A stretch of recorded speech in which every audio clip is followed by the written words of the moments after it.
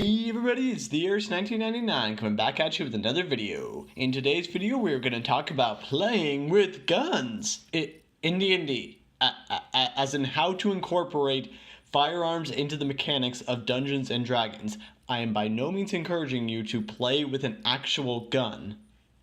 Perhaps I should have led with a trigger warning.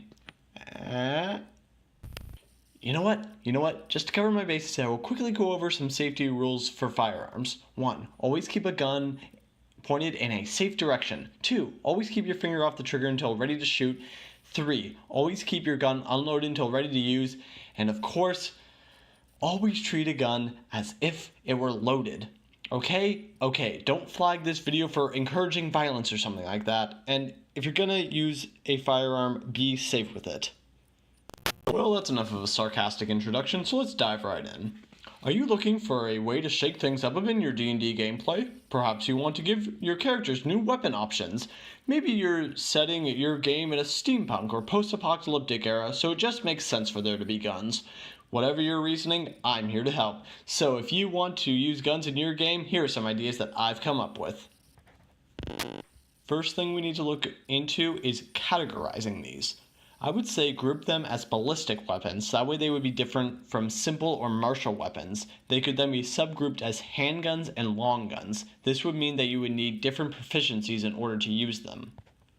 Next, we need to think about the stats on these weapons. Despite what the show Arrow might depict, a gun is simply more powerful than a bow in most circumstances. A gun, however, is a much more complex weapon in terms of design, so its usage would be more limited. If you run out of arrows, you might be able to makeshift some more, but it's not like you're going to be able to take some metal and turn it into bullets or something.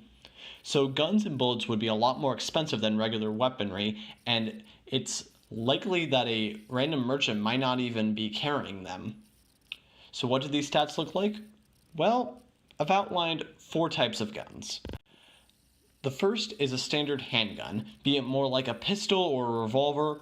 It would be a dexterity-based light weapon, dealing 1d8 plus 2 piercing damage. The range would be 30 feet regularly or 120 feet with disadvantage. And since it's a light weapon, you could dual wield these things.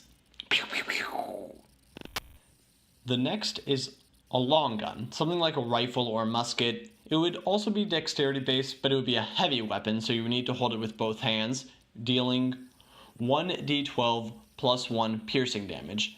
The range on this would be 60 feet regularly or 240 feet with disadvantage. Now, those are the 2 main types, and you'd want to use those as the bases for all ballistic weaponry. However, for the fun of it, I went ahead and outlined 2 specialty guns, if you will. The first is the sawed-off shotgun. This would be a type of handgun. It would be strength-based, and it would be a versatile weapon, dealing 3d4 piercing damage when held with one hand, and an extra 1d4 thunder damage when held with both hands. The range would be 20 feet regularly, or 60 feet with disadvantage. Since these things are harder to aim, it would have a -1 to attack rolls. So this would be harder to use than a regular handgun, but definitely more powerful. Lastly, we're going to look at the sniper rifle. This would be a type of long gun. It would deal 1d12 plus 1 piercing damage, and it would be a wisdom-based weapon since the point of a sniper rifle is patience, really lining up the shot. Because of that, it could have a special feature where you could choose to get a -5 penalty to the attack roll, but if you hit, you would get an instant critical. So this would be like really lining up the shot for like going through the heart or getting a headshot or something. The range on this would be 150 feet regularly or 600 feet with disadvantage, and if you tried to hit a target that's less than 30 feet away, you would have disadvantage, because it would just be too close to really get the benefit of a sniper rifle. You might also decide that the special guns might need a different proficiency in order to use than a regular gun. After all, it's harder to use a sniper rifle than a .22 rifle. For when players get a critical miss with a gun attack, firearms have 3 main errors, if you will, that can occur.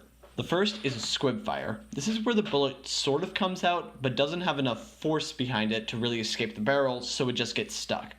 And attempting to fire another shot to dislodge it will usually make the gun pretty much blow up, since the speeding bullet gets blocked by the lodge bullet. The next possible issue is a misfire, where the gun simply fails to fire. This usually isn't much of a problem, but it can lead to the final type, a hang fire.